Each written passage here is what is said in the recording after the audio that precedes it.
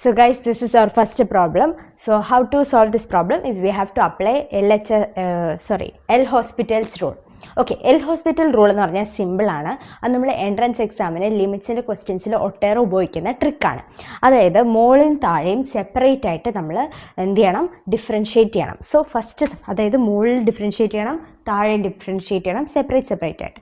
First മോൾ differentiate ചെയ്യുമ്പം derivative of e raise to x ആണ്. ഡെറിവേറ്റീവ് ഓഫ് 1 0 ആണ് by limit x tends to 0 ആണ്.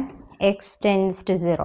താഴെ ഡെറിവേറ്റീവ് എടുക്കുമ്പം സെപ്പറേറ്റ് ആയിട്ട് ഡെറിവേറ്റീവ് എടുക്കണം. എന്ത് കിട്ടും? Minus e raise to 2x into 2 and we will get